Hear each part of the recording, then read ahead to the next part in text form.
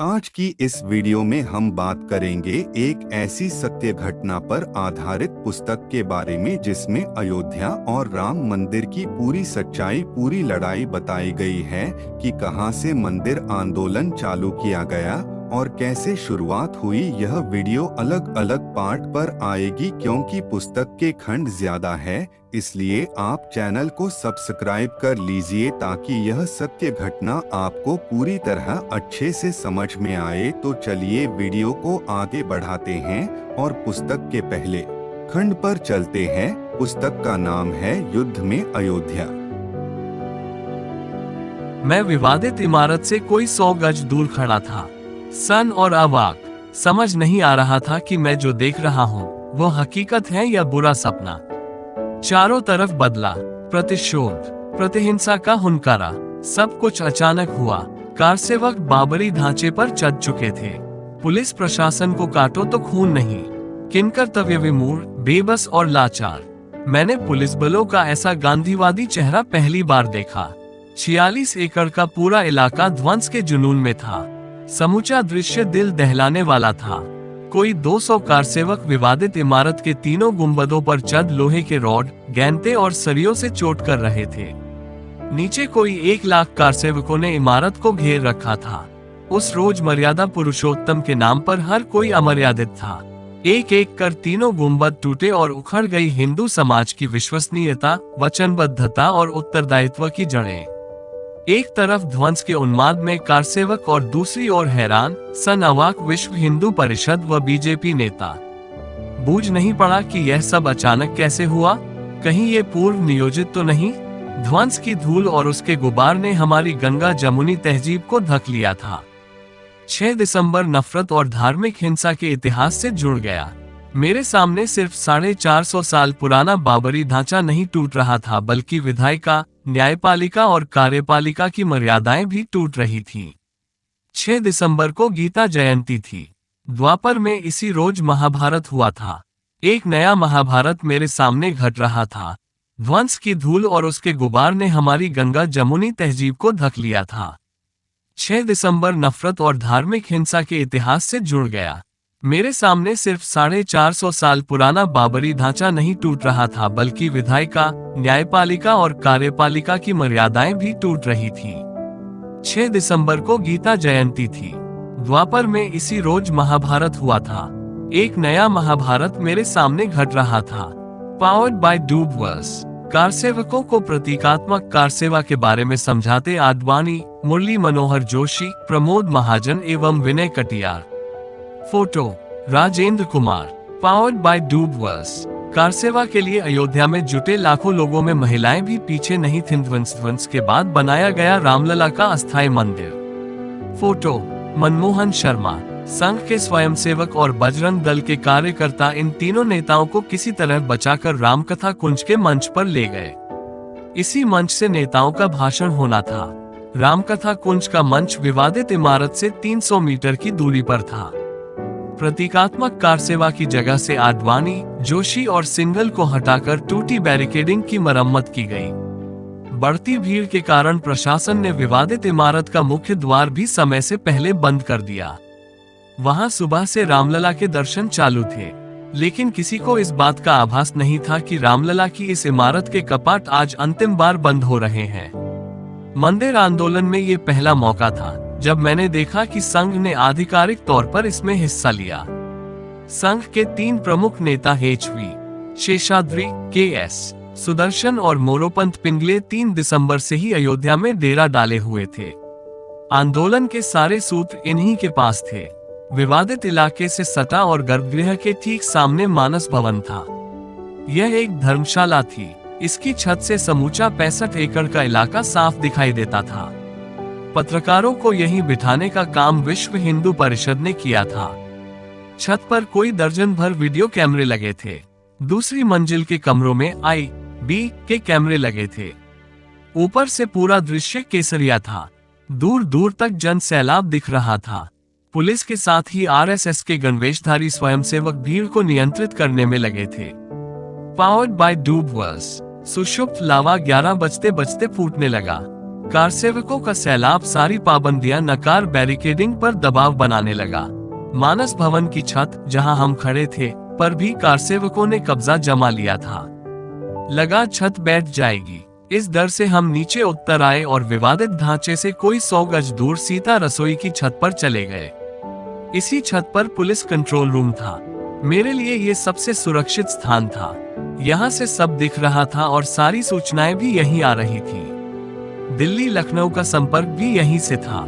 किसी पत्रकार के लिए इससे बेहतर जगह और क्या हो सकती थी। मुझे ये सुविधा इसलिए मिल गई कि नीचे से ही मुझे छत पर फैजाबाद के कमिश्नर सुरेंद्र पाल गौड़ और जोन के आई.जी. अशोक कांत सरन दिख गए थे। दोनों ने मुझे ऊपर बुला लिया। तब तक सब कुछ सामान्य था।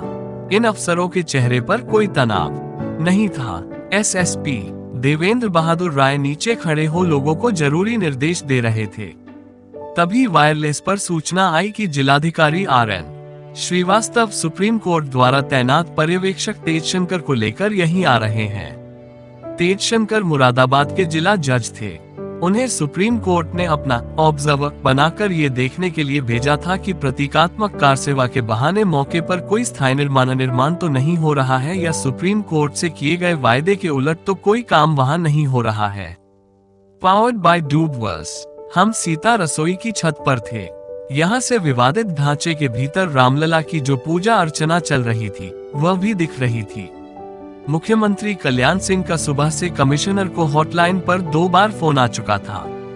उनकी जिज्ञासा थी, सब ठीक है ना, किसी गड़बड़ की आशंका तो नहीं है। वो मोबाइल का दौर नहीं था। माहौल में इतना तनाव था कि कहीं कुछ हो नहीं रहा था, पर हर किसी को कुछ भी होने का डर सता रहा था। सुबह 7:30 बजे विनय कटियार के घर के फोन की घंटी बजती है। लाइन पर दूसरी तरफ भारत के प्रधानमंत्री पीवी नरसिंह राव थे। इससे पहले कि विनय कटियार कुछ कहते, प्रधानमंत्री ने पूछा, किसी गड़बड़ की आशंका तो नहीं है? सब नियंत्रण में तो है। प्रधानमंत्री ने चिंता जताई कि कुछ कारसेवकों के उन होने की रिपोर्ट उनके पास आई है। विनय कटियार ने उन्हें भरोसा दिलाया, सब काबू में है। मंच विवादित ढांचे से कोई 300 मीटर की दूरी पर बना है। कारसेवकों का जमावड़ा वहीं रहेगा। हम कोशिश कर रहे हैं कि कोई कारसेवक विवादित इमारत तक पहुंचे ही नहीं। ढांचे से दूर चबूतरे पर ही प्रतीकात्मक कार सेवा कर लोग अपने घरों को लौटेंगे। यह विनय कटियार का प्रधानमंत्री को भरोसा था। पावर्ड बाय डूबवर्स, ऐसा होते ही चौतरफा हड़कंप मचा। शेषावतार मंदिर की ओर से कुछ लोग ढांचे पर पत्थर फेंकने लगे। ढांचे के पीछे की तरफ से भी ऐसा ही हुआ। तेजी से भगदड़ मची और कोई 1000 लोग जन्मभूमि परिसर में दाखिल हो गए। विवादित इमारत के सामने की ओर से रोकने की लाख कोशिशों के बावजूद कारसेवक कटीली बाड़ फांद ढांचे की बाहरी दीवार और गुंबदों पर चढ़ गए। एकदम पूरा माहौल बदल गया। सुरक्षा बल जब तक कुछ समझते तब तक वहां जमा लाखों कारसेवकों का रुख ढांचे की तरफ हो गया था। समूची व्यवस्था फेल हो गई। कोई 200 लोग गुंबद के ऊपर थे और 25,000 के आसपास विवादित परिसर में थे। लाखों कारसेवक जो इधर उधर रामकथा कुंज में भाषण सुन रहे थे, वे भी विवादित ढांचे के चारों ओर गोलबंद होने लगे। सुरक्षा बल जब तक कुछ समझते तब तक वहां जमा लाखों कारसेवकों का रुख ढांचे की तरफ हो गया था। समूची व्यवस्था फेल हो गई। कोई 200 लोग गुंबद के ऊपर थे और 25,000 के आसपास विवादित परिसर में थे। लाखों कारसेवक जो इधर उधर रामकथा कुंज में भाषण सुन रहे थे, वे भी विवादित ढांचे के चारों तरफ गोलबंद होने लगे। सीआरपीएफ के डीआईजी ओपीएस मलिक फौरन कूदते फांदते ढांचे के भीतर पहुंचे। वे सादी वर्दी में थे। उनकी 4 कंपनियां विवादित परिसर के भीतर तैनात थीं। इन बलों ने कारसेवकों को रोकने की कोशिश की।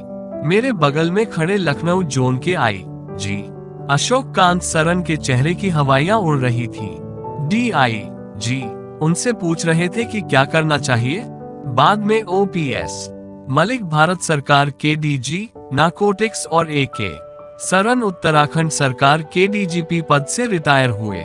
जिलाधिकारी और एसएसपी अपना स्थान छोड़ इसी छत की तरफ भागे आ रहे थे।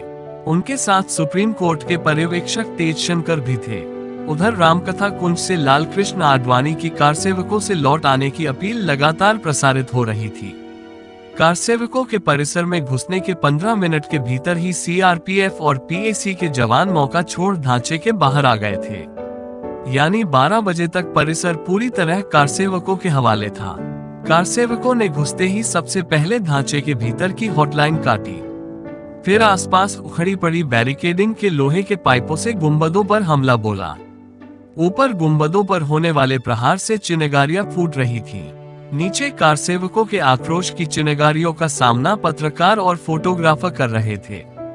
सुप्रीम कोर्ट के पर्यवेक्षक तेजशंकर के होश उड़े हुए थे।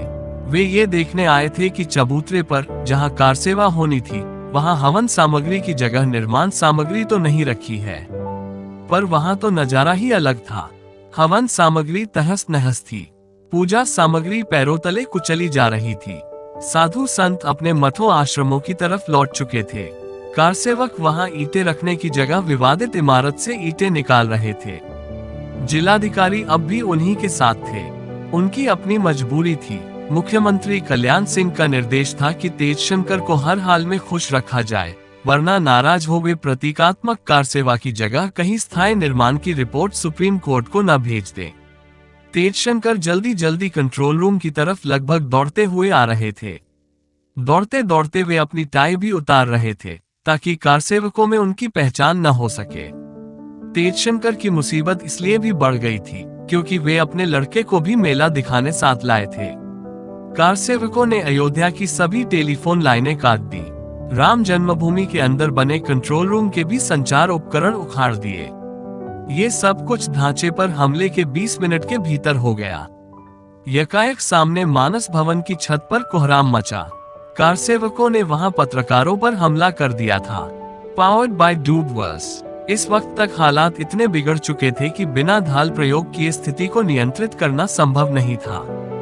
हजारों कारसेवकों से घिर जाने के बाद जो थोड़े बहुत राज्य पुलिस के जवान और पीएसी मौके पर तैनात थी, वह भी किनारे हट गई। अब कोई फौज ढांचे के पास या उसके अंदर नहीं थी। सभी सुरक्षा बल निष्क्रिय हो गए थे। कारसेवकों और पुलिस का रिश्ता बदल गया था। पुलिस का अहिंसक रवैया देख कारसेवकों से उनके रिश्ते मित्रवत हो गए। ढांचे के सामने वॉच टावर पर चढ़ एक गणवेशधारी सीटी बजा, झंडा दिखा, लगातार कुछ निर्देश दे रहा था। यह वॉच टावर सुरक्षा बलों ने अपने लिए बनाया था, पर उस पर चढ़ वो गणवेशधारी ध्वंस का निर्देशन कर रहा था। तभी कारसेवकों के एक हुजूम ने अयोध्या की सभी टेलीफोन लाइनें काट दी। राम जन्मभूमि के अंदर बने कंट्रोल रूम के भी संचार उपकरण उखाड़ दिए। ये सब कुछ ढांचे पर हमले के 20 मिनट के भीतर हो गया। Powered by Dubverse. आडवाणी कारसेवकों से लौटने की अपील कर रहे थे। उनकी अपील बेअसर देख माइक अशोक सिंघल ने संभाला। उन्होंने घोषणा की कि विवादित भवन मस्जिद नहीं मंदिर है, कारसेवक उसे नुकसान न पहुंचाए। रामलला की उन्हें सौगंध है। इसका भी कोई असर नहीं हुआ। प्रशासन की नजर में स्थिति बेकाबू थी, कारसेवकों की नजर में हालात काबू में थे। कुल मिलाकर स्थिति बेकाबू थी। कोई कुछ सुनने को तैयार नहीं था। रामकथा कुंज के मंच से आडवाणी कारसेवकों से लौटने की अपील कर रहे थे।